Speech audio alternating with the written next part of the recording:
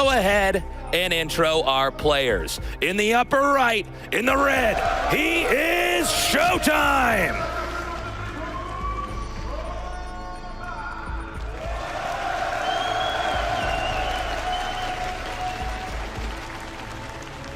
And in the bottom left, in the blue, wishing good luck, have fun, he is Nerchio! Going to be a fantastic match. Everyone's pretty sure of that. Who is the best European and kind of by extension, I would say, the best non-Korean player in the world? I think that's a very fair statement to make. We had a very diverse crowd, players from all over the world here, and I think we are going to be crowning the best non-Korean by the end of tonight. Yes, absolutely agree with that. And I tell you what, if I'm right about Nerchio here, if he ends up taking down Showtime with just the great solid plays that we've seen from him so far, I feel like this is a guy that can go far in BlizzCon as well. His play has not been lacking. Anyone who wants to look at the games he's had in this tournament and try to say that he is not a top-level pro doesn't know what they're talking about, man. Let's talk about this matchup on this map, and specifically in this case, the patterns of expanding we're seeing here from Nerchio. So this map is a map a lot of macro players like to play on. You have an expansion that you can take, in Nerchio's case, in the back of your base. But in this game specifically, Nerchio's going to go ahead and expand to the front. Now, does he have to take that back base? Not necessarily. He could try to do some kind of crazy timing. It does create some ambiguity for the Red Protoss Showtime in this case on when exactly that base is going to be taken, which is why he's patrolling with his probe over there. Showtime on the upper right side of the map is instead expanding to the back of his base, and this is very standard for Protoss, and we'll eventually see, unless it's some kind of two-base timing, we will see Showtime push onto the low ground outside of his base and expand there as well. That's right, and he's already made a pylon there, so it looks like he does want to very quickly take that third base, of course, after a Stargate that is the standard of this matchup right now, but you could be trying to throw Nerchio off. The thing is, I don't think that's the case. Showtime is a very strong macro Protoss player in this matchup, so he might want to test out on this, the most macro-friendly map, if he can take Nerchio heads up. This is also a map where we have a lot of tension in the middle. Oftentimes, if you can cross past the middle area over to your opponent's side of the map, you can control circulation for them pretty easily. But this is a map that definitely just rewards what we call turtling or just very defensive play. That was kind of interesting right there. He lost 2 Zerglings immediately to his... Like, normally I wouldn't point out this I almost ignored it but because I thought they would just run away and it wouldn't be that impactful, but it's interesting that he actually lost 2 Zerglings too, for essentially no reason. Yeah, that's not very common from a top-end pro, so that I wonder, like, he must have been doing something at home that we didn't get to see, but right now we do have this Overlord coming over, maybe to peek inside, try to scout exactly what it is that's going on, and Phoenix is starting to clear out these Overlords. And this Overlord is just peeking in over here. It looks like Showtime has not made that Nexus yet. He may be waiting for the Overlord to be driven out. Meanwhile, another Overlord coming into the main here of Showtime to try to get a peek at what the tech is. The Cybernetics core obviously out, and Phoenix is coming in here.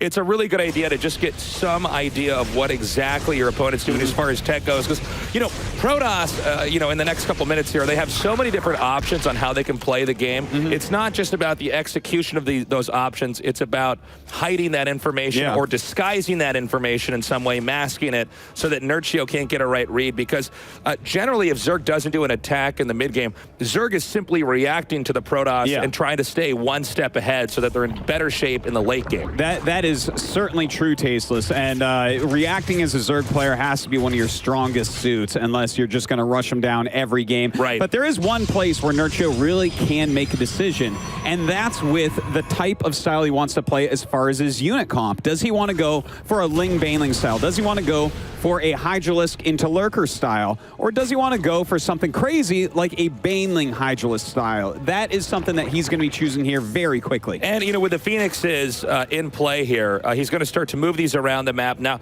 these are multifaceted units that can be used for many different purposes. He could try to take out Zerglings that are spotting on the map. He could try to drive out Overlords. I think Nerchio is pretty much going to keep his Overlord safe for the rest of this game. Taking out drones is good as well, but also very important is to try to scope out the tech here from Zerg. This is also a phase where Protoss then needs to begin reacting properly, counting drones, seeing what the tech is, trying to keep track of the upgrades, and then having a balanced army on the Protoss end. Because with Protoss, you have to have a sophisticated army with all the right numbers of units to engage with the Zerg. A lot of times the Protoss will just lose a game. Let's say they lose a bunch of their Immortals or something, and they can't rebuild that as easily. Zerg making everything from the hatchery. As long as you have the money there, you can do it. Protoss, because they're coming out from several different tech structures, as well as warp gates, that can be a different issue. So there's really a balancing act here for Showtime. It's very tough if you do lose some of your high-tech units, and that's not something that I think we're going to see Showtime let happen, and if he does, that's because Nerchio won the game right there. So we do see him flying around with these Phoenixes, and he has all the intel in the world. He sees that it is Hydralisk tech, he sees the 4th base, and he sees that it's not exactly a Lurker Rush. Instead, there are Hydralisk upgrades on the way. So this is going to tell him everything he needs to know to start really building out the types of units he wants, which is, of course, is going to be a lot of Immortals. And soon we'll see what style he wants from the Twilight Council. Does he want Charge or does he want Blink? And, of course, Zerg now taking the 4th base. This is the typical location for Zerg to take because it makes the center-left expansion for the 5th base a little bit easier to secure. Obviously, Showtime is totally aware of this. He's going to have to keep back with these Phoenixes. Also important to know he stopped that Phoenix production there, going in and getting the Zealot legs, getting more attack upgrades. And we're hitting the phase for what we call is the gateway explosion, where finally all the probes are mining from the 3 bases. Now he can start to really pump out units. And this is maybe not now, but in the next few minutes, the point in time in the game where a conservative Protoss player can begin to flex his muscle on the map. Yeah, he's really getting to everything that he needs here. He's going for the charge. He's getting a bunch of Immortals. The Templar Archives on the way. This is the difference between Showtime and Neeb, for instance, two of the very best Protoss out there. Neeb would be getting Blink here and making a Deathball type of army, whereas we see right now, it's going to be a little bit more mobile and a little bit more harassment friendly here for Showtime with that charge upgrade. We did see a Nidus network, and that's pretty exciting. Let's keep track of where he's going to be placing that in this game. This is really important. At times, the Nidus can be used to do counterattacks. Other times, it can be used to reinforce a barreling assault onto the front of the Protoss' expansion. Yeah, that is very interesting that he's gone for that. I don't think we've seen him do a Nidus, at least from what I've casted and seen. We've been casting a bunch of games, sometimes different games at once, but I didn't see him do a Nidus timing like this, I don't believe. I don't think so. Because he is going up 2 Lurkers right now. He's continuing to get upgrades. Nothing really looks all in from him, so we'll see what he wants to do with that Nidus. It could be something just to scare him, or if Showtime gets out of position, it could do a lot of damage. I'm going to go on a limb here. Because he's going Lurkers, the center part in the map here, that we just had a shot of back there. You can try to control that maybe with Lurkers to stop him from getting on that side of the map. I don't know, maybe he wants to do something crazy like use a Nidus to try to control the bottom right, because if the game goes on for a very, very long period of time, you can cut off Protoss from mining those bases in the bottom right by sucking up the resources yourself. Not sure if he's going to do that, but otherwise it's going to be something either used to counter and surprise when Protoss leaves or reinforce a big attack in the front. Yeah, kind of interesting about that. Now he is morphing a lot of Lurkers here, kind of in the middle of the map. Showtime is out with his army, but doesn't look like he'll go right here, right now, and he does have some drop overlords as well. I wonder what the plan is here. Yeah, he had him set right up over there in that choke point. It looks like he wants to do, this is kind of Brood War-esque. You drop in the back of the Protoss' base, and then you attack the front, well, in this case, possibly the 4th or the 3rd. And it looks like, it's going to be a 3-pronged attack. He's going to send Lings up here, possibly to go to this natural over here, or to the upper right, drop over there, and then send Lings down here to attack this base in the center right. Can he get that 4th base? That would be absolutely huge. In the meantime, he does drop out into the main base, 8 Hydras and 2 Lurkers, so a lot of harassment going down right now onto Showtime. And the Nidus over there in the upper right, 4 different locations attacked at once. He pulled the Lings out of the center right location. The Zealots are not going to be able to do much damage over there. The Lurkers obliterate them. Probes pulled to the bottom right. Meanwhile, up here, the Lings are going to try to target down and destroy the Nexus. Look at this. He is just playing Showtime like a fiddle right now. Harassment absolutely everywhere. Showtime's army doesn't even know where to go, and the back natural falls. And we have another Nidus over here. And clearly with the Nidus play set up like this wasn't meant to just be for a little bit of time until Protoss can take it. He's going to try to end this game with nonstop aggression on all sides. This is crazy right now. A ton of lurkers. Look at this. They're going back into this Nidus. So it looks like he gets away with almost everything. Oh, wow. And now he can siege up that fourth base. Nidus location in the upper right was perfect because he can now have the entire army hit over here in the center right. And most of the Protoss army is not quick enough to get back down there in time, which means this Nexus will go down. Down it goes, Tasteless. And with it, many of the chances of Showtime to come back here. But he is pushing forward. If he can erase this army, maybe he can get something done. But so far, strategically, Nerchio has way outplayed Showtime. Another Nidus coming up. We have Lings hatching out right now. Coming in here, taking out that pylon. Note, Nerchio not expanding off of this. It does seem he wants to finish his opponent off here. More Hydras coming in. And again, Immortals definitely not the most nimble of Protoss units, are being juggled around the map at a rate that Showtime cannot keep up with. This is absolute madness. He's coming up with all of his Immortals, all of his Archons. They are starting to blow up, trying to get in against this Hydra Lurker, but the amount of damage coming out of Nerchio's army is overwhelming. Down they go, and GG! Crazy play by Nerchio. Showtime to start doing some more thorny attacks early on, because I don't feel like Nerchio, just like any good Zerg, is a player that you can leave alone for a very long period of time. He just gets too big. Anyways, introducing our players down here in the bottom right, in the red, he is Showtime!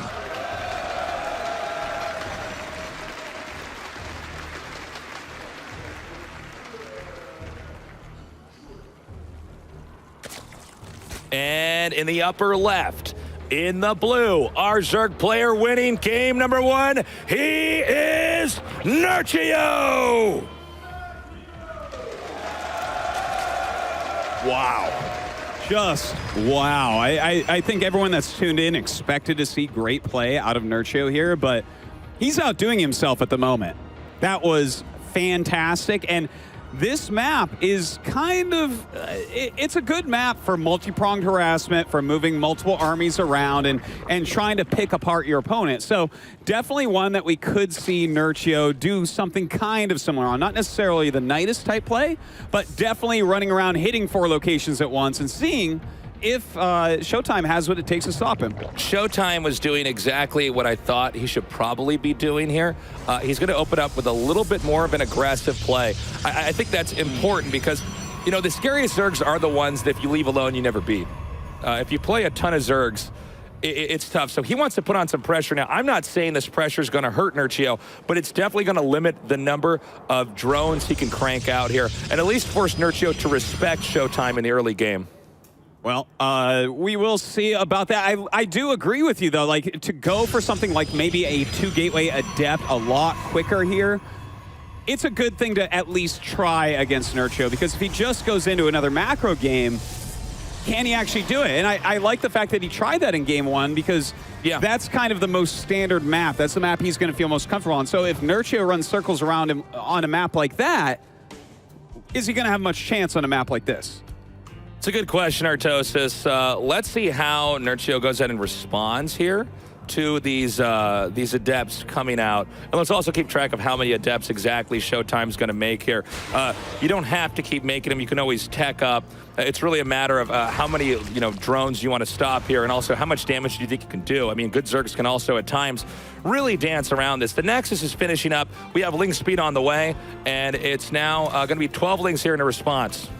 Well, those Lings are going to be coming out. What is he going to be able to get done? We have these Adepts coming up. They should be able to scout what's going on. It looks like he's coming around. Only a few Lings shown so far. That's kind of a big amount of Lings there to see. You know, I don't know that well, maybe he'll be able to catch these. Well, let's see. Actually, that's a pretty good surround. I mean, the timing on that, okay, this is really bad. That was a disaster early on. You have to keep those Adepts alive, or Zerg can then just pop out way more drones. So it was 8 Lings lost to the 2 Adepts. That might look like a fair trade, except that the Adepts cost gas, and that's pretty important early on for Protoss. And let's not forget, to get those Adepts out so early, his Nexus was a little bit later, so it doesn't have quite as many probes or quite as much mining time there. So there's a lot of little things to take into consideration, but definitely he's happy to have taken down those Adepts. Yeah, Nerchio definitely going to breathe a sigh of relief here. In that moment, we have the Stargate warping in here. We've had Phoenixes be very popular here at DreamHack. Let's see if he does that. We have seen Oracles before, but it seems like, especially for Showtime, the Phoenix play is probably going to be the more likely one. And it was really successful last game as well. Let's not forget, he got a bunch of Overlords, consistently scouted throughout the game, and then went into, he got like 16 drones as well with it. So that was some successful Phoenixes. It's just that his follow-up wasn't quite good enough on the defense. So the Adepts are going to try to push out now here and take care of this. Now he has these Spotterlings over here, also possibly to take out any would-be expansion that Showtime would not be hyper-vigilant about taking care of. So for the time being, it's going to be a fairly, even though the openers are different, somewhat of a similar situation to the phase of the game we were in Game 1. Phoenixes will clean up Overlords.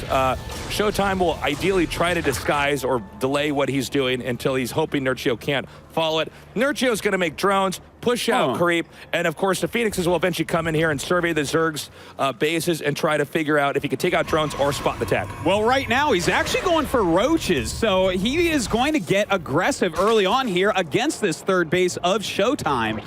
This is something a little bit different from Nerchio, and I like the fact that both these guys are already mixing up against each other. Well, this is super meta here by Nerchio within the best of 7, because he's saying, all right, he wants to try to be aggressive to me, and this guy is then going to try to get into a proper place in the late game, so he's going to try to punish him right away. But I do like the Void Ray coming out here. Yeah.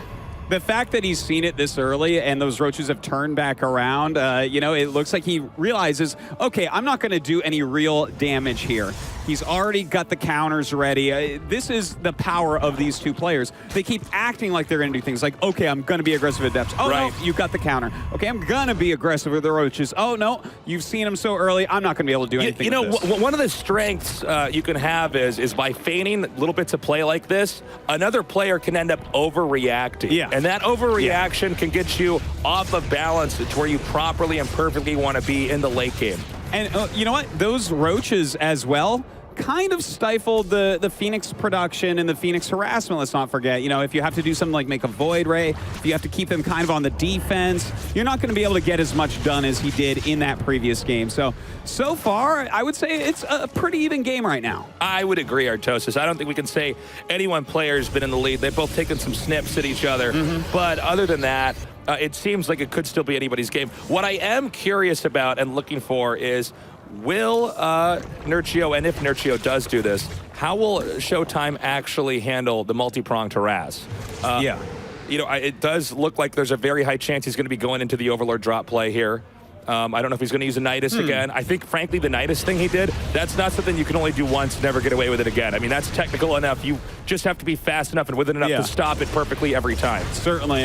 You know, I'm not sure. It looks like he is getting the melee attack upgrade as well as the ranged. So maybe some Hydra Zergling coming up is getting the speed for those Overlords. And I'm sure he's going to tech into Lurkers as well. But Showtime is doing fine as far as his tech goes. He's getting that Warp Prism, which is so important against Lurkers. I cannot stress enough, you have to have it. He's also going into a lot of Immortals, and we'll see. The Twilight's done. Does he go for charge again? I want to highlight something you're saying, Artosis, over here. I think with the Warp Prism, why that's so strong about the Lurkers, for our viewers who might not be as experienced with this concept, the Lurkers eat up a lot of supply, and they're certainly not mobile. So if they get a ton of Lurkers, what you'd have to do is simply attack where the Lurkers are not. And they're not flying like Broodlords, which are also somewhat immobile.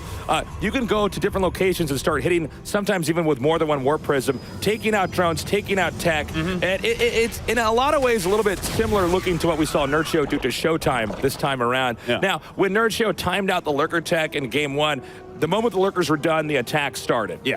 And you know what? We might see that again here, especially considering he has some additional roaches to help buffer, and he has a good amount of Hydras out.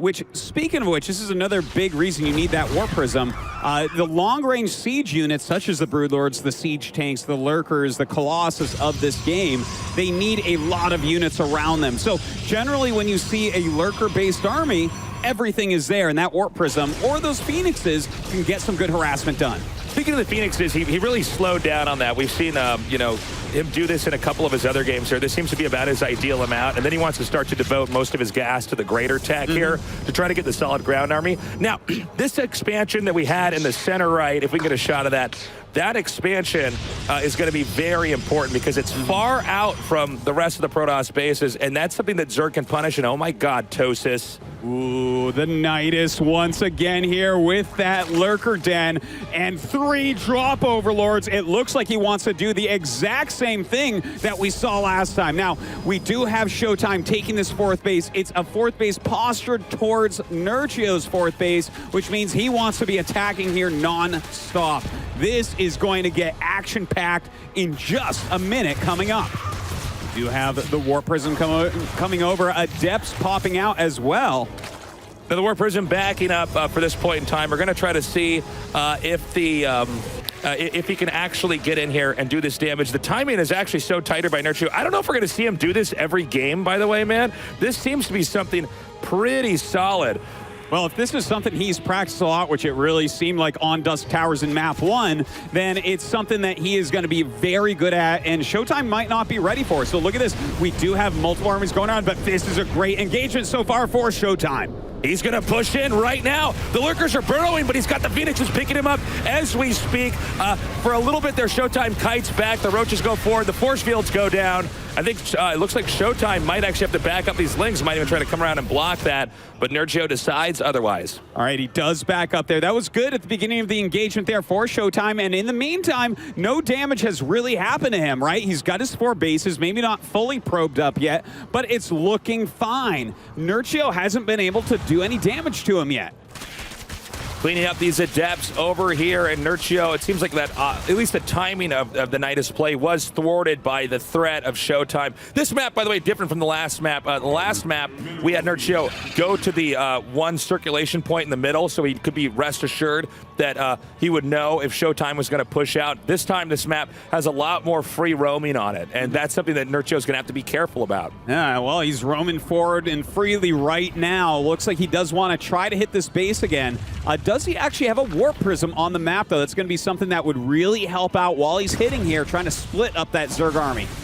Okay, he's going to try to push in here. We don't have a ton of Zerg units to cover these Lurkers. Lurkers alone might not be enough. The Zealots spill through. We have the Immortals in the back doing a lot of damage. Hydras coming in from the bottom left. This is a pretty nice arc. And oh man, a lot of more Hydras coming down here in a good angle to do damage to these Immortals. And we do have the Prism actually flying in over the Hydras. It gets started down in a matter of seconds, and Showtime does back up, takes a better arc there in the back of the choke, and now will run away a bit. But that was very good at the beginning there for Showtime. He picked off a lot of Lurkers because, again, you need a huge chunk of army with them for them to live long enough to deal their massive damage. We also see an expansion rotating to the center left. Meanwhile, a big attack up here in the top center, and it looks like Showtime has actually outmaneuvered Nerchio there. Nerchio just not in the right position there to respond to that. Could Nerchio have fought that army? I think possibly, maybe not, but it seems like Showtime just outmaneuvered him, and now we're seeing a beeline maneuver from Nerchio headed down here to the center bottom right. All right, the Ling's going in and immediately surrounding that Immortal. He's going to get that free pick off. There's a bunch of Pylons here to kill as well, but this is mostly just Hydra Ling. Only a few Lurkers in here. He can't do a sustained fight with this army. Now remember, one thing that Nerchio does a good job of exploiting is the fact that the Immortals are just not fast units, and the Protoss army has to orbit around the Immortals most of the game. Speaking of which, not going to be a lot of Immortals for the next little while here as he takes out this really important robo-attack. But he gets in there, he does the damage, and he's now, I don't know if he's going to escape with everything. It looks like, okay, yeah, he will. But he had managed to make Showtime chase him, and this is going to be a little bit of a window of opportunity here for Nerchio to try to reassemble a stronger army to possibly punish him again, and I think that moment is now, Artosis. All right, a lot of Lings popping out, but Zealots clean up that Nidus so quickly. That was an opportunity, but he isn't able to get anything done with it. In the meantime, Showtime is pushing forward, chasing down Nerchio, and will take down this brand new base. So right now, Showtime is going to try to just start pushing forward here. He's going to try to pin the Zerg army back into the base. And with Showtime actually in a lead here, economically, and it looks like he should have his tech all back up and running, I think Nerchio's in a lot of trouble here, Artosis. Yeah, it really does look that way. His economy is in shambles. He's still got a really good army size, so maybe he can get something done. That's what he's trying for. These Hydras attacking across the map, trying to take out Showtime's 5th base up here, and it looks like they should be able to at least get that. The Protoss army now coming up here. It looks like he will be able to drive back these Lings. I got to say, Showtime really stepping up his game from game number 1. He started out that initiation against Nerchio, so Nerchio couldn't do a multi-pronged timing attack, and he's splitting his armies really well. It doesn't seem like Nerchio's able to find a soft spot just yet. No, he's not. He's been trying to get something done, but the overwhelming pressure that's been coming out of Showtime, the fact that he continually hits forward with his main army and picks off as many units as possible is making it tough for Nerchio to have any breathing room to pull off something like he did last game. This could be the killing blow up here. If Showtime manages to pull it off, this is a very important expansion up here in the top center. And this army from Protoss is pretty sick. A lot of Archons, a lot of Immortals. If he gets these 2 bases or even one and can actually cut off one from the other, that would be huge. Look at that Immortal count and that Archon count and that Zealot count. That army is gigantic. He moves up, going to take out this 4th base once again, basically for free, but Nerchio's trying to maneuver around with these lurkers. Of course, they have been tagged so he can see them, but Nerchio needs to get something done now or he is never going to take this. Okay, huge play there by Showtime. It looks like Nerchio wanted to try to box in that army and maybe try to swallow it up. Remember, if Protoss loses all those Immortals, it's a big reset button on opportunities in the game. But with Nerchio doing the great tag there to monitor the movements there of Nerchio, I think Showtime is really starting to one-up him. By the way, the entire right side of the map almost completely under the control here of Showtime. That's something Nerchio cannot allow to remain happening. He does come up, burrows those lurkers, takes a nice concave, and does start blowing up some of Showtime's units. This is... the armies right now are pretty close, Tasteless. It looks like he's going to come up here in the upper right. He's going to try to put the pressure up here. And it looks like Zerg's going to have to back off. By the way, Showtime, with a lot of minerals and extra gas here, is clearly very focused on trying to micromanage against this. But big play here by Showtime. He actually takes that base out. That is a great kill for him right now. So Showtime is knocked back down to 4 bases, but still, that's a great position to be in against Nerchio here, who is having a hard time actually keeping a 4th base up.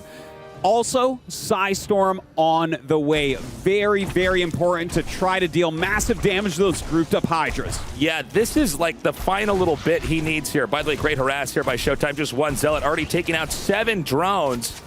And it's also very clear for Showtime when he sees those drones long distance mining that Nerchio is very strained on mining resources properly here. That's right. If he can just make this game go a bit longer, then Nerchio isn't going to have too much of a chance. He's just not getting much income right now. So Showtime pushing forward at the moment. He does have Psystorm, and that's going to be big. Here he goes. Psystorm's going off on these Hydras. Tons of damage dealt to them and the lurkers. And, you know, the style of play that Nerchio's doing, which is kind of this, like, Valley Battle Zerg style play, where he wants to fight you in narrow areas.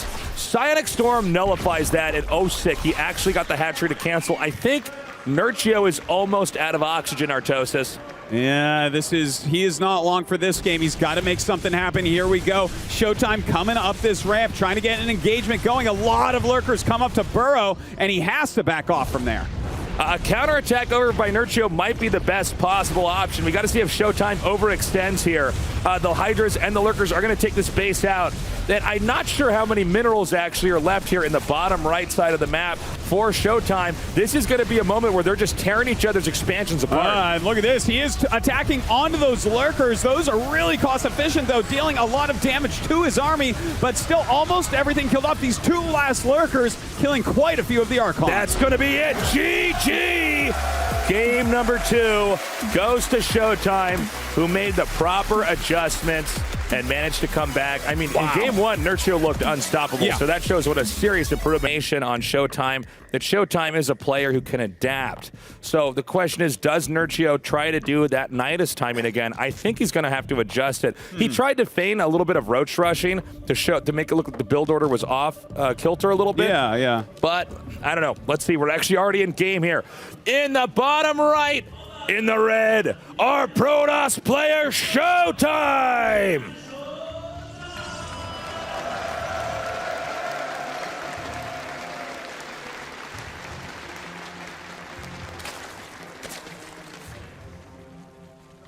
In the bottom left, in the blue, it is our Zerg player. He is Nerchio! Really anyone's series right now, Tasteless. One macro game each, and we move on to Ruins of Endion. One of our newer maps, definitely a complicated map. A lot of rocks that can be destroyed all over the place to open up new paths or to block paths off. So we did see Nerchio play a fantastic yes, we did. Protoss versus Neeb here before. But with Showtime's kind of different style and his great attacks, maybe he can defeat Nerchio here. Yeah, let's see what happens. I do like the way that he plays on this map, specifically with the Lurker pushing and controlling the Protoss. I don't know if Showtime is going to try to be too aggressive here. We do have to note that Showtime is opened up with a different variation of a Protoss build each time. He's not just sticking to one build that he knows best. Definitely keeping Nerchio having to react properly each game. Yeah, and, you know, Nerchio mixing up a little bit as well. You know, he did see the 2 gated depths, so made that early Roach Horn last game. And, you know, maybe that worked out a bit better for Showtime, but Nerchio didn't have any trouble turning a different opening into a strong macro game. Yeah, very true. Very true. So yeah, the architecture on this map is really weird. There's like 2 different ways to engage the opponent here, through the rocks that we see down here and across, and then above this it's a bit more, a little bit of a longer route, but you can attack over there. We don't normally see the upper half of the map play as big of a role here, but you know, that could change in this game. These guys seem to be able to get into the late game pretty properly. I know that Showtime is going to be cognizant of the Lurker attacks and timings with Hydras on this map. The question is simply, what does he have in store for Nerchio to try to make that as difficult as possible? Yeah, and you know, I think it is going to be kind of more of the same out of him. He really likes to get his double robos going, lots of immortals popping out, and you know, get into those charge lots to help him really engage against the Zerg and be as mobile as he possibly can as a Protoss. Okay, so Zerg's now taking the center left expansion. We have the Adept that's going to poke in here, get an idea of the whether or not the hatchery's there and the hatch is, and he may actually shade in over here. No, he's actually going to do a different variation of this. He's going to go for the drones and then shade out. Looks like Nerchio should be okay with this. I don't think he's going to lose any drones there. Nicely done. Yeah, a good micro there on both sides, getting as much info as he possibly can right there while trying to harass. Now that Stargate is up and an Oracle being made. Okay, so Showtime's been using a lot of Phoenixes throughout these games, and the Oracle, I think, is a good mix-up. You know, one thing about StarCraft is it's not just like, I have the perfect build and I did it right. It's a best of 7, right? And any good StarCraft player is going to adapt and in a sense, like, download the information from game 1, reincorporate that into game 2 to try to have a better style of play. So Showtime is mixing it up here. Probably Nerchio is not expecting an Oracle. Obviously, Nerchio knows best, but there's a chance of that. And this is going to be a different variation where he gets the Oracle first and then gets Phoenixes after this. And who knows, Nerchio, sometimes he's been greedy. He may end up losing some drones here to this. He definitely could. You know, he's been timing out his spores to block Phoenix harassment, not Oracle. Oracle comes a lot faster for this. So here he goes. No spores up right now. And the Oracle definitely can get quite a few kills here. All right, 3 kills so far.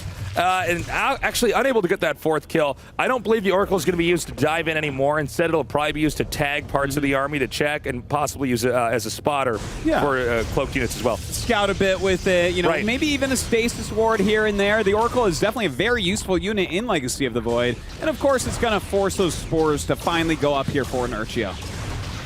As you can see, the Phoenixes are actually taking out the Overlords. This is all par for the course right now, as Nerchio is going to have in the last few moments there. You know, the point where it's going to end the easy scouting for those Overlords. Here we see Showtime expanding to the center right. He's just getting the rest of his tech, Twilight Council, Forge, all that. Yeah, but where are the Robos? There aren't any, and that's really cool and interesting to see out of Showtime. This is like a little bit against the current metagame where you do see a ton of Immortals coming out very early. So what will he be going for with this? Possibly just a very quick charge, maybe a blink even. Yeah, I think mixing it up like that. We got the Robo Bay here now. But like you were saying, I mean, we've seen a lot of double Robo-Bays right away. I think it's important that he mixes up the unit comp. I think maybe a timing or something like that. There is a very specific moment in the game where Zerg does begin to abuse Protoss. Protoss, if we can get a shot of the expansion in the lower right that Protoss will be taking, I'm sorry, to the right of this. This base is the one that Protoss normally has to take here, and that's when the abuse begins here for Zerg. That's where it becomes a real headache. And so I think maybe having a different unit comp at that point in time, maybe the opportunity to blink and do a lot of damage elsewhere when the push is happening, that might be what he's going for. Yeah, you definitely could be right about this. You know, we did see Neeb, even though Nerchio kind of outplayed him here and beat him at the end of the day, he had some good fights over in that area due to those Blink Stalkers and due to getting Disruptors out a bit later. But let's see here. He is getting that blink very quickly. A lot of gateways being added on. This could simply be a blink timing attack. We got 2 Hydra Dens on the way here. That's interesting. Trying to set up here. Hydra upgrades and Lurker Dens same time, I guess. Yeah, I guess, unless it's a mistake. We have seen in finals occasionally people double up and 4 Hydralisk Dens. Okay, that was close. I was going to say, 2 Hydra Dens, maybe that's a thing. 4 is just not. Yeah. That would be only for aesthetic Sartosis. No, I mean, that would be a lot of that would be him trying to fix the feng shui in that side of the base. Exactly. Now, the Oracle is flying in, does get a little bit of a tag off, and he sees both of them. So this, like when you see 2 Hydralisk Dens, one becoming a Lurker Den, the other one upgrading, you know exactly what is coming your way. There is nothing that can be mistaken here. So with that blink finishing up, the second Robo coming up, and the Robotics Bay, he's getting into exactly the units he wants to fight against this. Zerg right now going to tear down that wall over there that would give him access to the 4th base. We do have the Robotics Bay coming here. I'm wondering if this might be a little bit late for him to get the Disruptors out here.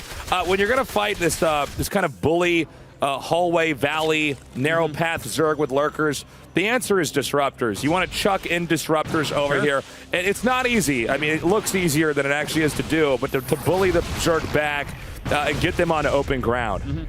Well, right now he is bullying back as best he can with those Blink Stalkers before any Lurkers are ready. And that Lurker Den is almost done. Does check here. No 4th. Nerchio taking the 4th base up to the north of his 3rd base. And, of course, that's a very smart place to go. But the Oracle finds it and will pick off a few drones.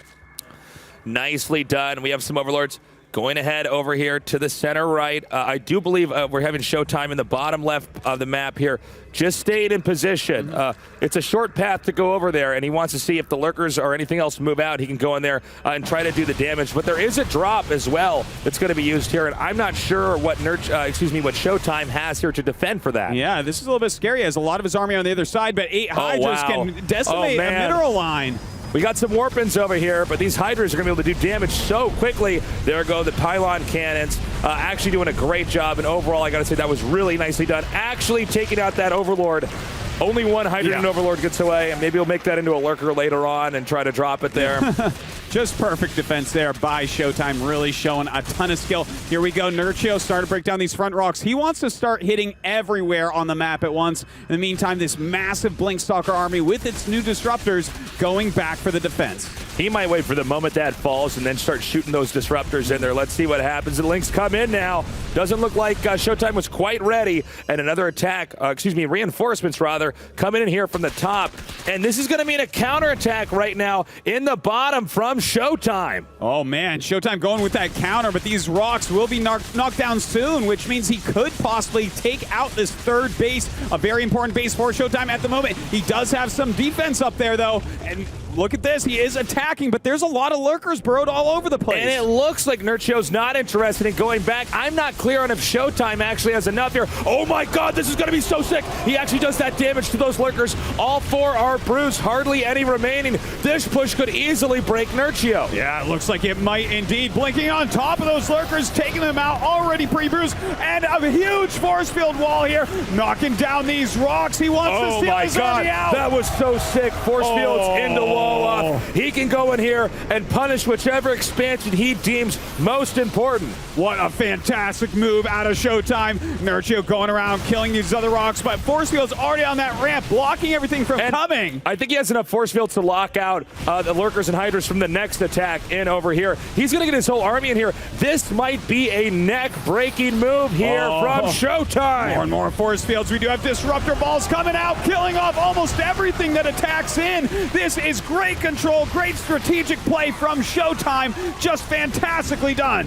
And you can really see Showtime showing us the strength of pushing through that lower center valley down there, because you can cut the Zerg off from the beating heart of its main. Well, you know what? His army is starting to get a little bit bruised, though, and as Nerchio starts to push back, maybe he can get a defense off, but Showtime has already killed off a ton of these units and started to go for the drones. He's going to come down again. I believe there are enough force fields to once again make it a lockout. Disruptors coming first to dish out the damage. Supply at 110 to 160 right now. Showtime is not stopping. No, blinking forward here once again, going after these hydras where the lurkers there. Nora and GG. Wow, a fantastic showing from Showtime. Really problematic. The Zerg units can't meet up with each other, so through the rally points, they get eaten up by the stalkers and everything else. I mean, just masterful, and he really played the map. So I can't wait to see what he's going to do on this one. Invader Ellie. In the upper left, in the red, our Protoss player up 2-1. He is Showtime.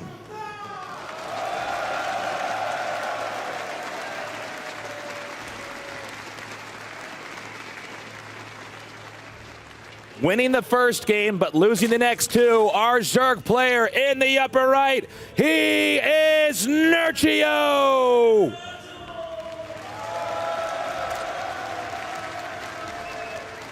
It's down now after that first victory on Dusk Towers. After that victory, I think Nerchio probably felt really confident, like, wow, he couldn't even come close to stopping me. But now, twice in a row, he has been stopped. It's so funny because when we had game 1, I saw how well Nerchio played, and I'm like, oh, wow, I said like 4-2. I should have said 4-0. Nerchio winning this. But Showtime really adapts here. I'd say he's adapting better than almost any other, in a best of 7, almost any other player that we've seen. I mean, he really identified, oh, okay, Nerchio, is that what you're going to do?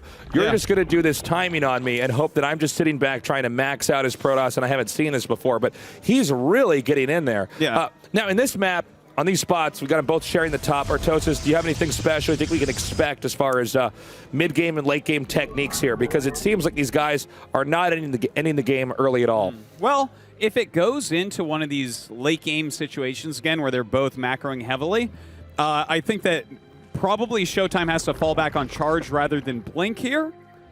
Just because of how big the map is, he's going to need a lot of harassment. Bases are really far apart. But from Nerchio's side, I would say that the style he's been trying, you know, kind of counterattacking everywhere, hitting everywhere at once later on with Lurker, Hydra, Ling, drops, stuff like that. I think that's going to work fantastically here. Even the Nidus Worm type of play, because these two main bases are really close by air, but super far away by land. Yeah, you know, Nerchio has been dropping more than most of the Zergs that we've seen here. And, you know, especially in Korea, we've seen a lot of drops used as cheese early on. But Nerchio uses this as a really valuable tool in the late game. I really like it. And it's actually a lot like when Zerg developed a lot in Brood War. They would always do this to Protosses, where they would basically wait for Protoss to get this kind of death ball, big, scary army. And then they'd start dropping in the main. Mass drops more so in Brood War, but in this one, it's little drops everywhere, and it's tough for Protoss to juggle. I mean, yes, Adepts can go places fairly easily, and Stalkers can blink, but if you look at the speed of the army itself, if you were to track it, it's actually not that fast. They don't have like medevacs with boost or anything, or a creep highway to run on. So Nerchio's really exploiting that here. He certainly is, and I think that we are going to see more of that from him, but we could see Showtime mixed up once again. He's adding a couple gates. We don't see a Stargate yet, so already a different type of opening. And, you know, maybe he just wants to get aggressive, maybe with Adepts. Yeah, I mean, who knows? I think that's not a bad play to have over here. I think you can definitely try to come in and punish him. I would expect these guys to do at least one all-in or one really sick timing at least once this game. Generally speaking, if you try to do a macro game and go into late game every single time, you're going to get punished. Oh, yeah, that becomes way too predictable. There's a lot more weird rushes that you can do than you know, basic tech routes in the late game, and I think it's very important to throw your opponent off here. Let's see, though. I mean, ultimately, it's up to them. Double Stargate, Toastus. All right, double Stargate means we should be seeing a lot of Phoenixes. Could be something like a Phoenix Adept push. We've seen a little bit of that here at DreamHack, and I don't think it would be a bad idea. Now, Nerchio identified immediately that there's 2 Stargates there. I don't think we're also going to have a cancel of that either when he backs out. I don't think there's actually a build you do, correct me if I'm wrong, where you're like, oh, my bad, and, and cancel that out. So let's see. Showtime will be forced to commit, although I don't think he's going to be too concerned about that. This is more difficult to deal with than it is, you know, you're not just going to be surprised by it. Yeah, that is very true. And, you know, even if you see that these Phoenixes are coming, it's okay. The double Stargate Phoenix is a doable strategy. You definitely can get damage done no matter what with these. It's just a question of how much. Can Nerchio stem that tide and still healthily be on 3 bases, taking a 4th? We got 9 roaches coming out right now. And let's see if he tries to be aggressive with that. 6 lings over here, Artosis. In a lot of games, we see players, they make the roaches first, they send those across, and then they make lings behind that because the lings move a little bit faster than the roaches, so the lings actually get there where the roaches are. In this case, he's going to do that to try to catch these Adepts, but you got to be careful because with the fast lings, you can actually get in front of the shades and sometimes catch them. We've seen a little bit of that. That can be used over here like this. Well, let's see. He does actually shade right into those roaches as they're walking out, so very nice here for Nerchio. Going to force him back, and this time, unlike against Neeb, he is going to chase these shades down, which makes them cancel. Yeah, that was a smart move there.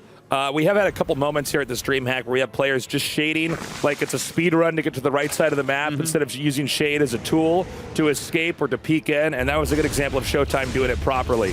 All right, well, the Phoenix is chasing down these roaches at the moment, picking them up one by one, trying to get any additional harassment onto this army that they can, and the Queen's actually coming out to push them back. As you can see, the Nexus is now coming down, and we got the double Robo right over here in the bottom right for the Protoss' side of the map.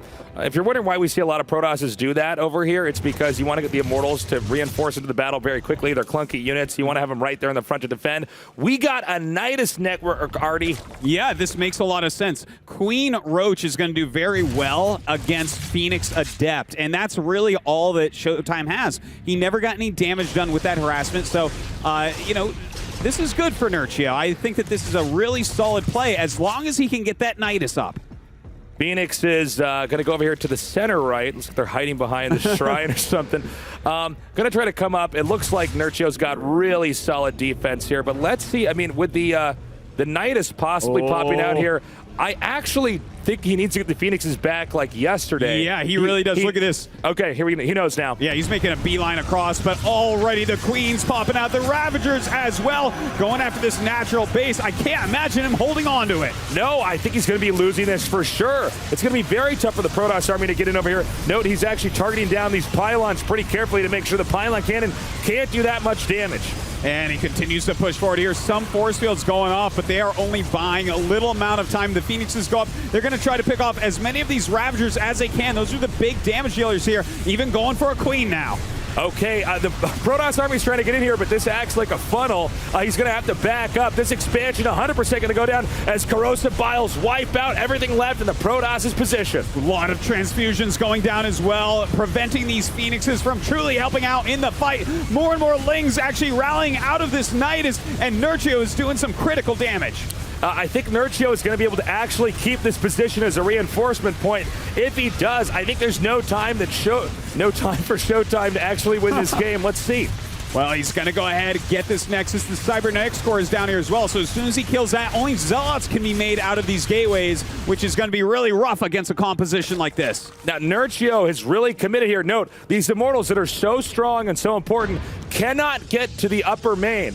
Nerchio has to make a tough choice. Does he want to engage and cut off the Immortal tech, which I think would be checkmate, or does he want to try to get in the main and wipe out the rest of the tech, which I think is another way of getting checkmate? It's going to be pretty tricky, because if he attacks the wrong one and Showtime holds it, then he might not be able to get to the other. Yeah, that is true. If he actually wipes out this entire army, Showtime still has a chance. He has some powerful units. These Immortals are game changers, but here we go. It looks like Showtime coming in, starting to micro against this army. Important to note that he's making drones behind this, Nerchio is. So I think he might actually evacuate this position, build up, and then hit again in the front, or try to Nidus somewhere else. Yeah, he definitely could. He's actually going for a Spire behind this. I absolutely love that Yeah, this play. is cool. Let's talk about this. This is really, great. it's a clever move right now. He's killed off most of the Phoenixes, and there's no money for Showtime to do anything to get more Phoenixes, so he's just going to stay on gateway units and Immortals. So if this game lasts long enough and Nerchio gets into Mutalisk, they could be a game ender the second Showtime sees them. Yeah, this is really exciting. Now, he's going to keep the pressure on here. He wants Showtime to make as many Immortals as possible, because they're not going to have any utility against air here. And he's doing a good job of doing this. You know what? To some ways, he might be able to break this if Showtime just miscontrols this as well. Yeah, Nerchio, he has the lead in each and every way that you can think of, but Showtime, he's doing the one thing that might win him this game, microing his Immortals heavily and continuing to make them for a big counterattack if he does win against this army. Now, with the strat Nerchio's doing, we got to see how much gas he's banked up. We have 1,000 gas right now. That can be roughly 10 Mutalisks in a very quick period of time. And this is possibly the moment, actually maybe a minute from now, is going to be the moment where Showtime might have the rug pulled out from under him. Yeah, look at that army. It's very strong against things like Roaches and Zerglings and Queens, but against Mutas, he has almost zero. So look at it. This attack that Nerchio is kind of doing, this is a feint. He actually doesn't want to have a full-on battle. What he wants to do is scare Showtime into thinking that's what he wants to do, so these Mutas can catch him blindside. And by the way, he milked that amount of time for as long as I think is humanly possible. He's going to back up now. We got the 13 Mutas rather, on the way. Now, what the Mutas can do is hit into the main here or into the expansion. It's really up to him. Hey, he can even go after the army. Yeah. Like, there's almost nothing that hits This them. is like one of those choose-your-own-adventure books only on how you win the game, Artosis. He could turn to whichever page he wants to, and it should be a GG, a victory for him. I think you're just about right there. Now, the Mutalisks are starting to pop out. Where will he go with them? We do have Showtime moving across the map right now with his army, and he finally sees the Mutas. All right, the Mutas are out now. There are 2 Phoenixes here. But the Muta numbers should be big enough. Now, he can try to micro these Phoenixes to do extra damage, but I think overall he's just going to have to turn around. And look at this, taking out these sentries. I love it. Oh, the sentries being taken out. The War Prism as well, and GG! Nicely done. Nerchio Showtime realizing there that he just had nothing against that Mutalisk tech. Very well played by Nerchio, mixing this game up. Does Nerchio have the best Nidus play in the world? He could. I think he actually could.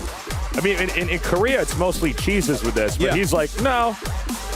Yeah, he's utilizing these Niduses in macro plays on big maps to move his army around very efficiently and sneakily. It's working out very well. I love it. He did this cool play where he actually cut the bases in half.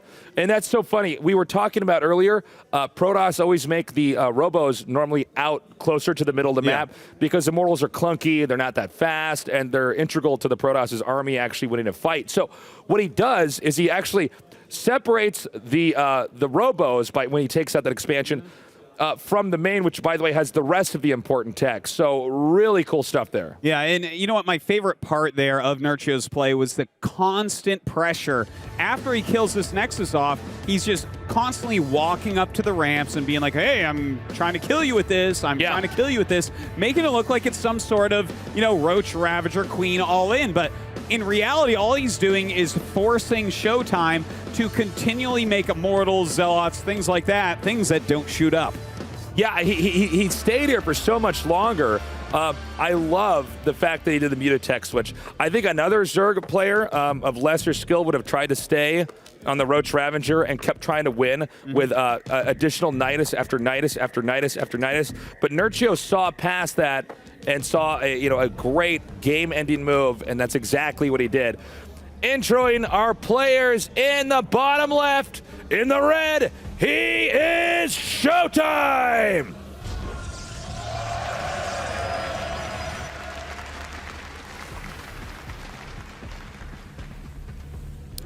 And in the upper left, in the blue, with a great Nidus play, he is Nerchio!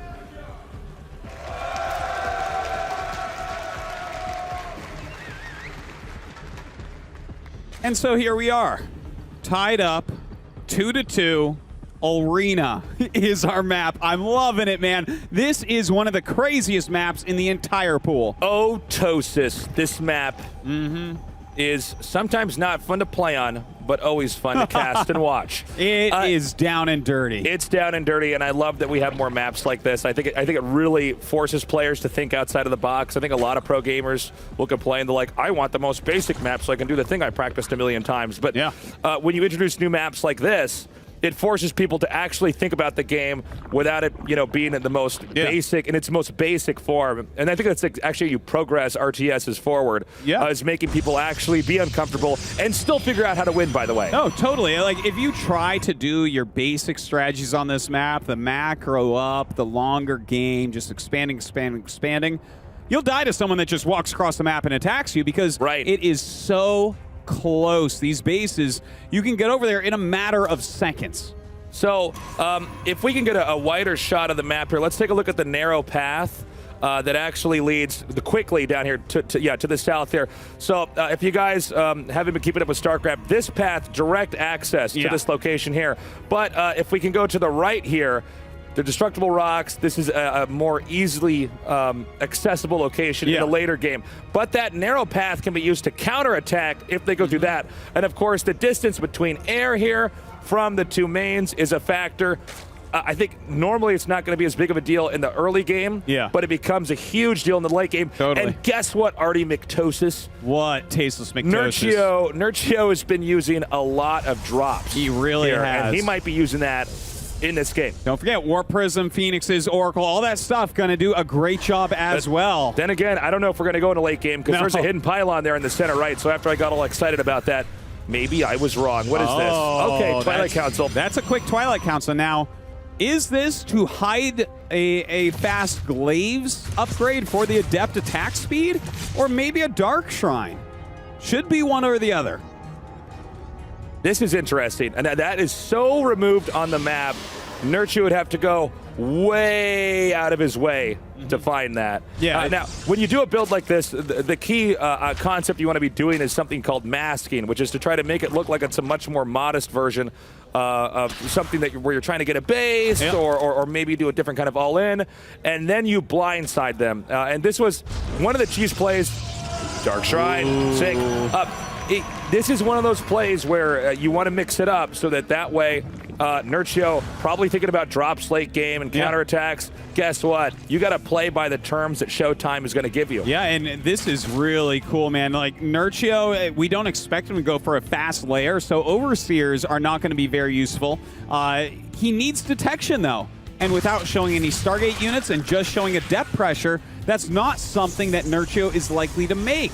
If he has no Spore Crawlers, he's going to be in a lot of trouble when these DTs walk in. Yeah, no kidding. Robo Bay off of this. Now, let's imagine a scenario where the DTs are actually held.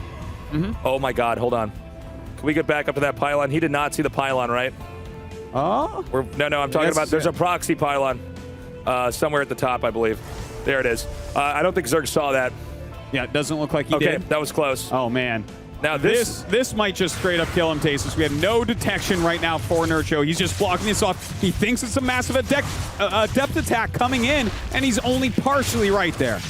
Yeah, now right now, Nerchio probably scratched his head saying, okay, well, that's why I put the spine there. Anyways, on to the next part of the game. Is about to be hit with a lot of DTs. Now, Nerchio might have the really good game sense to know that was too suspicious of an action. I think he might have wanted to wait on doing that, because I think that was, like, if you're like the best poker player in the world, that would be a tell there.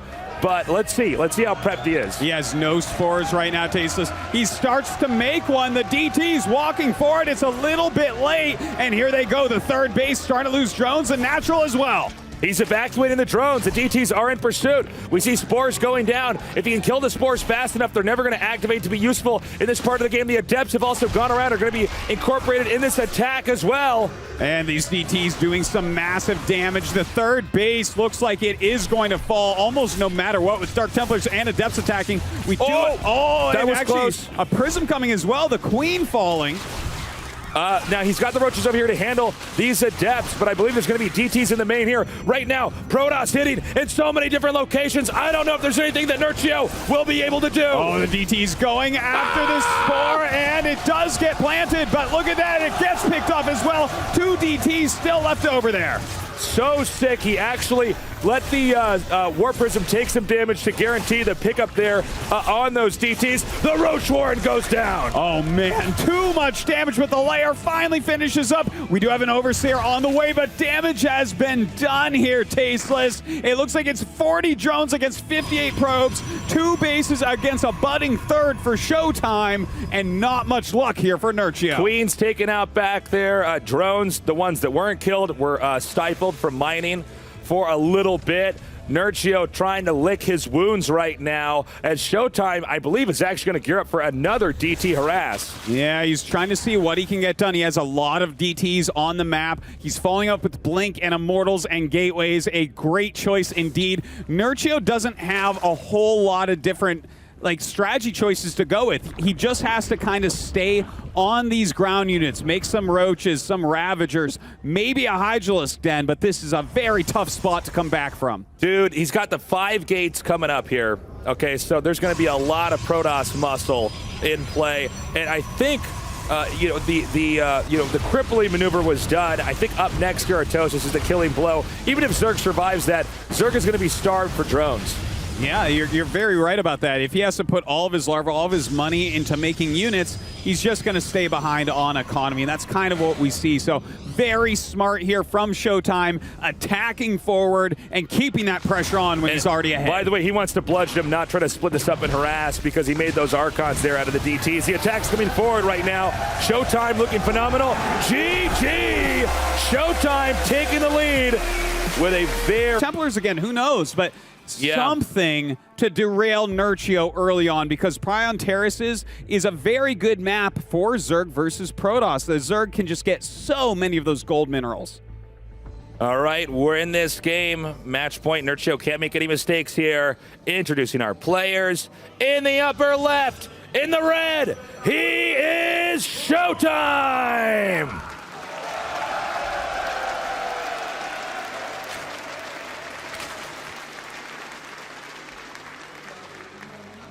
And in the bottom right, in the blue, our Zerg player, he is Nerchio!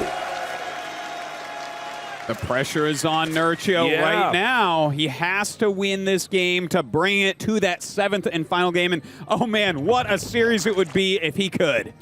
Okay, Artie, let's talk about this map. This map's really weird. It requires a different style of play. There is a gold base at the natural. Whoa. Okay, all right, he actually took the other gold base. Yeah. I was going to get to this. There are 2 gold bases that Zerg can take. Nerchio took the other one.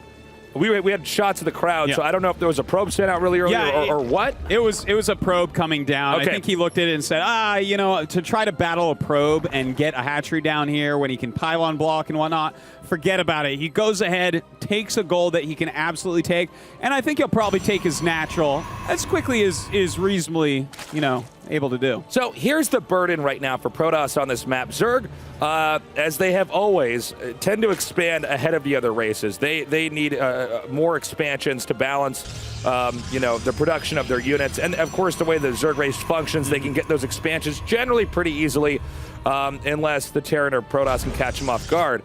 So the problem for Protoss is that Protoss doesn't get that third base with gold minerals as quickly. And having the gold minerals gives you a huge amount of extra units to move out with. So Protoss is going to have to figure out, assuming that Zerg actually takes this natural, and I see these drones moving out. He hasn't taken it yet.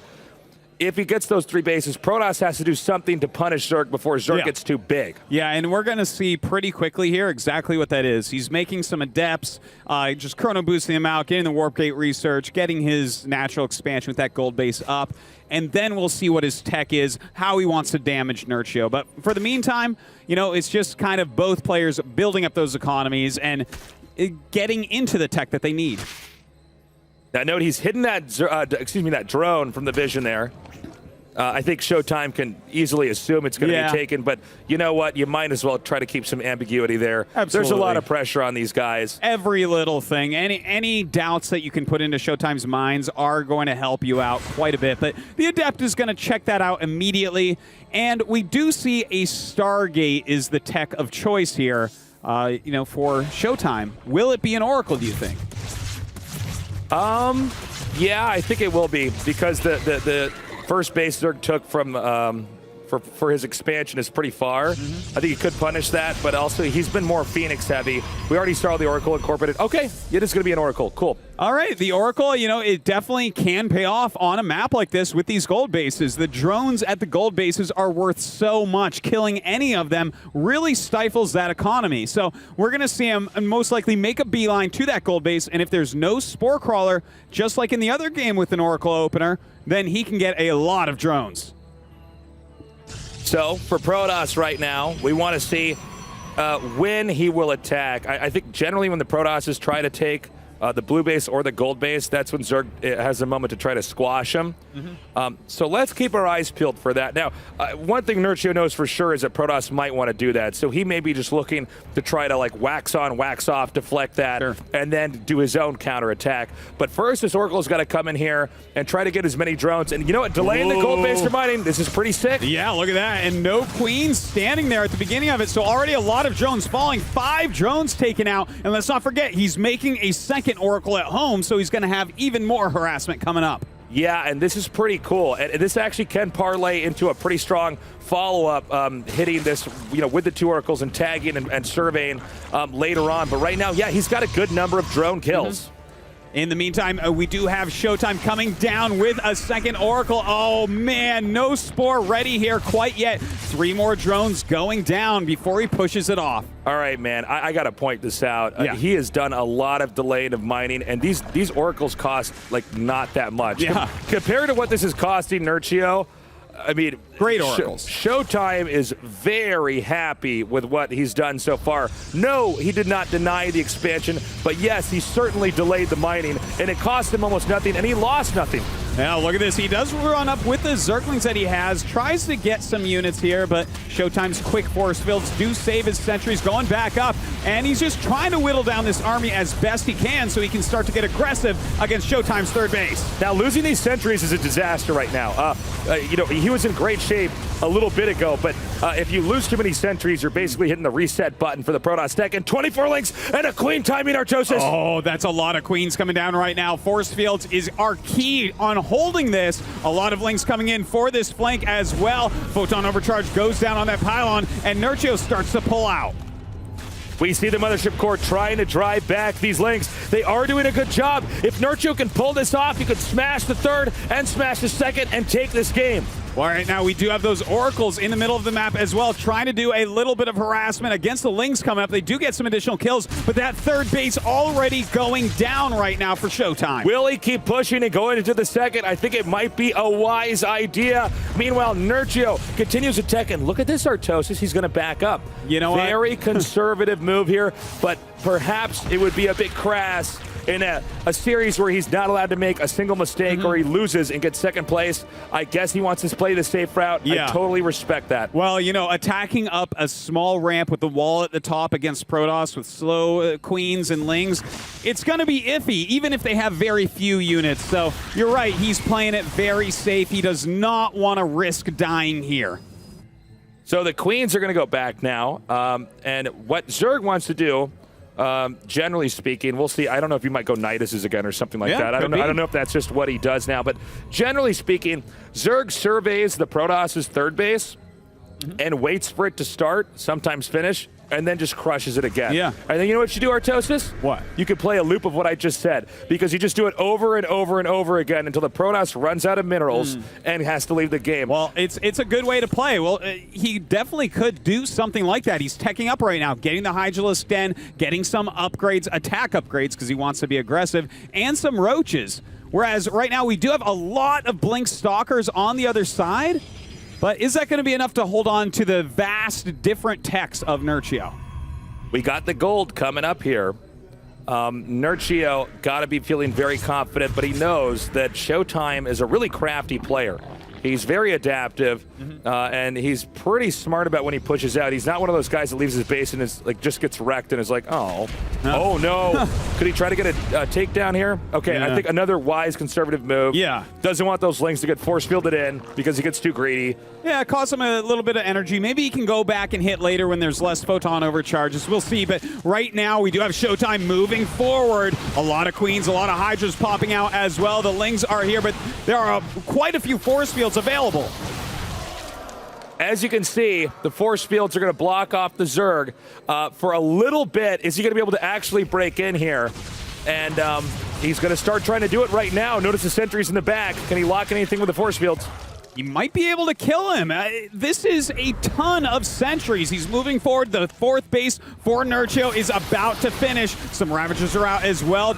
And I love this tag on that army, being able to watch it the whole time. The Lings are going to come up right over here. They're hitting the pylons. Once again, he drives it out. The Stalkers come in here from the top. He's cut that army up pretty well. That was about as good as you could ask for in a moment like that. A giant concave for Nerchio as he has to turn around and run away. These Oracles coming up as well. The Lurker Den is coming. Oh my God, is he actually going to do this? Oh, this man. is insane. He blinks forward. He's killing the drones. Good force fields again. He's isolated the expansion. He's going to be able to take this out. This is huge. And the Warp Prism gets in safely. He could get trapped, though, as well. Let's not forget that Nerchio has a strong army. This third base is going to fall, but all these units are on Nerchio's side of the map. Maybe he can make something happen. We have him deciding to back up now. Now, that's no longer a gold. Yes, Nerchio's army, very scary, but he's on a blue base, and if Protoss can get back and defend this, what's crazy about it is that then Protoss has a superior economy. Oh, he's chasing down onto these Hydras. Some great force fields come out of Showtime as he tries to punch through. The Zergling's slowing him down a little bit, but does Nerchio have enough? He needs to get these sentries back a little bit here. The Stalkers are engaging the Hydras, but having a hard time. The Oracles come up. I think those Oracles are going to go down pretty quickly. Definitely a misplay there by Showtime. He might have wanted to take the long way around, but that's like really tough to figure out what to do. Oh, that is tough indeed. A good move by Nerchio to be able to pick off most of these units. The sentries are all gone. The Queen's actually coming up to fight these Stalkers, funnily enough, while Nerchio goes across the map for a counterattack. You know, Showtime did the damage. He got in, but he couldn't get back out. However, I don't believe the counterattack here from Nerchio is necessarily going to work. This is kind of a funny situation here. He's continuing to micro these, using Blink and using the Warp Prism pickup to try to buy time. Nerchio going to try to come in here and intercept. He needs to keep that Warp Prism alive. This is going to be rough. He wants to kill all of these units off. A nice blink up onto that high ground, but Nerchio is already running up there to catch him. Nicely done. The Warp Prism, is it going to live? He backs it up. Actually stopped for a second, terrifying me. Uh-oh, it's going to get intercepted. Nicely done, Nerchio. Really a back and forth game. Yeah, Nerchio chasing down Showtime's army as best he can. That was about as good as that could have gone for Nerchio, considering he lost that third gold base. Just chasing down the army, killing a lot of the expensive units, and his army's looking pretty fearsome right now. He's actually going to keep pushing forward here. When you see a Protoss with just a lot of Stalkers, sometimes that can be a bad moment. He has to get back with the rest of his army. Zerg, though, looking pretty strong. It's 108 supply to 141. It's a big advantage for Nerchio. Well, you know, Showtime, can he hold this? It's mostly a Blink Stalker army. He's kind of stuck on creating these units, so it's very tough. He blinks in on the Lurkers. Oh, but so many get blown up. That was really nicely done. Hey, you know what? Nerchio, we have a similar situation to, I believe it was game 4 or 3, or was it, where he actually had the Nidus and locked out the two bases. Same thing again. Really nicely done. GG. Dive in, making a beeline to the left side of the map and take out that gold base. And it was a game of cat and mouse there in the upper right, but ultimately Nerchio shut it down, closed it out with a win. in the bottom right. In the red, he is Showtime!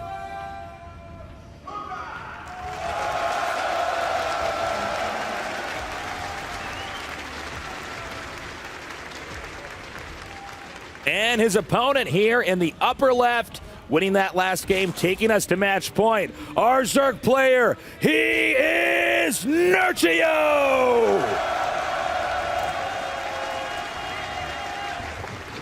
I repeat, game number 7. The winner here goes to BlizzCon. This is huge. Both players really think they are the best that there is here in Europe. And to be honest, both players are right, Tasteless. Okay, man, we got to talk about this map. This map is kind of crazy. Where do we begin, Artosis? All right. How do we? Core Hall Carnage Knockout. This is the least played map by far. That's probably why it is the 7th that we see. There are endless destructible rocks around the map to close off passages, to open up passages. It's a gigantic map. The middle has a gold base that Nerchio actually took in Game 5 against Neeb to finish him off. Everything about this map is weird, different, and cool. Yeah, it's really exciting. A lot of pro gamers try to avoid this map because you have to learn a whole new different way of playing, and that's why it makes this map so exciting. It's also interesting because there's so many destructible rocks, you can reconfigure the shape of the map constantly, and that is a beautiful thing. You can also cut off locations, pop out of other ones. It's kind of like on one of those Mario maps where you're going in and out of the pipes all over the place. So this is going to be interesting. A lot of players will try to cut off circulation early on, especially Protoss to try to take multiple bases. But the thing is, Artosis, with Nerchio, isn't that what he wants you to do? Yes, that is exactly what he wants. You think he cares if the map can be cut off at points? The Nidus Worm can apparently just pop out anywhere, Artosis, and I think he could definitely exploit that here. I think you're right about that, Tasteless. Like, this is... It seems like with the way he's been playing that this is a dream map for him. So I think that this is going to be a little bit Nerchio favored, but Showtime got to study how Nerchio played it last time. So maybe he can do a bit better job of positioning his army, having everything in the right place, and giving a killing blow over to Nerchio. So we got the Adepts out here continuing to move around on the map. Again, this map is very big, so there's a lot of locations where you can hide different units. I don't think we're going to see any hidden text necessarily on this map coming from Protoss, but he is going to peek in and try to get a survey of what exactly is Zerg doing and how quickly is Zerg teching or droning up, all of that. Well, right now he does get in and sees that speed is on the way, sees the amounts of Zerglings. Gonna try to shade out of here, but, you know, finds that there's nothing too crazy like a Roach Warren yet. Yeah, and that means that Zerg definitely doesn't have any shenanigans they're going to try to pull very early on here. We have a modest amount of Phoenixes being pumped out here. Nothing crazy, no double Stargate or anything like that. And that's probably to just drive back Overlords and harass drones. This is kind of a funny-looking situation, but yes, this is typical on this map when you play on it, to actually use Pylon Cannon to block off your main. And one thing about, you know, this map, if we could actually go back to earlier StarCraft, it's similar to these maps that we'd see in early Brood War, which were a lot of them were island maps, or like partial island maps. Certainly. And so when you're watching this game, guys, you got to remember that you're going to see a very different pattern of teching. And to be honest, we aren't really sure what they're going to do, and maybe they aren't really sure what they're going to do, because again, we haven't seen many pro games here. There hasn't been as much practice on the map, which is, this is the best place for these guys to prove themselves against each other, because they have to think on their feet. It's going to be crazy. It's going to be down and dirty. And so far, it looks just kind of normal, these openings from both players. Yeah, and we might see, though, as the rate of expanding comes up here, I think actually Showtime is pretty smart not getting too greedy and trying to be very careful, because Nerchio did beat him a lot with Niduses. But, yeah, you can see different rates of teching here. And it's like learning a whole new game. And we're finally here in StarCraft 2 after so many years where, okay, now the maps are getting more and more and more complex. They are indeed. Right now we have these Phoenixes clearing out Overlord, just kind of scouting, harassing. They see the layer on the way. And he's getting resonating glaives with a robo. Do you think it's just going to be a massive Adept Phoenix play? It's kind of funny. You know, the games we casted earlier on this, the few of them there were, it was totally different. But I think Showtime looked at that and said, I don't think I'm going to do this kind of game here. And I guess he just wants to go for a very basic timing attack here. Yeah. But is Nerchio going to be ready for that? I guess that's the big question, Artosis. Well, I'm not sure that he is. Like, right now, he is going into a Hydralisk Den. Will he have enough units? These are all light units that Adepts will do reasonably well against. So if he just has some Hydras and some Lings, and then a Warp Prism flies over, and suddenly there's 10 Adepts in his base, that's definitely something that could kill him before the game really even gets started. Let's also keep in mind, if there is going to be down the road here some kind of funny Nidus timing, that might end up with the Adepts showing up, getting killed, and then Nerchio doing a counter. Yeah, that's probably what he wants to end up doing at the end of the day. Now, we do have the Glaze finishing up. We do have the Warp Prism with 4 Adepts. There's a lot of gateways here, and he's cleared out the Overlords. So this is something that Nerchio is not going to see coming. So the Phoenixes will escort the Warp Prism across the map here. And let's see where exactly he wants to do it. So what he wants to do is hit hard or go home, already having the Adepts. Instead of flying it across and unloading 4 and then warping it in, he's warping it in on the way. And we saw Nerchio do this last time. Can we get a vision check here? Did Showtime actually see that hatchery in the middle of the main? Yeah, looks like he hasn't seen it yet. He's been going around the edge of the map with those Adepts and with that Warp Prism. So hasn't seen it quite yet, but more and more Hydras are being made. Will he have enough units here? Okay, he sees exactly what's going down now. The Adept's gonna finish off this debris. And with the debris down, it's going to be up to it's going to have to be whatever the Zerg has here. If he wants to defend this, he's going to push in. If Protoss fails here, Zerg gets the gold base. Right now, Nerchio just has to survive. Oh, he starts turning down as much as he can. He's trying to shade on top of these Hydralisks. We have the Queens in there as well as some Lings. There he goes. He gets on top. He goes in and starts to lift up the Queens. The Adepts are doing a lot of damage. The Hydras continue to be picked up. It looks like he's isolating different parts of the armies. The Queens are going down. Kind of hard to see what's going on underneath all these units. He has some more pickups here. We should have another warp in. The Adepts live. Oh, the Adepts coming out on top right there. The drones starting to fall. Showtime may have done it. He may be the champion here of DreamHack Tour. The Adepts now go in for the next kill, diving on top of the drones. Drones being evacuated. The Hydras come in, but enough Phoenixes and Adepts. I don't think Nerchio can survive this. No, it certainly doesn't look like it with all these drones fighting. 32, 33 drones dead. We have these Hydras coming in, trying to deal some extra damage, but the writing is on the wall for Nerchio. His economy is almost gone. And with all these Adepts remaining over here, there is simply put no way to recover. And there it is. GG! He has done it! He is your DreamHack champion!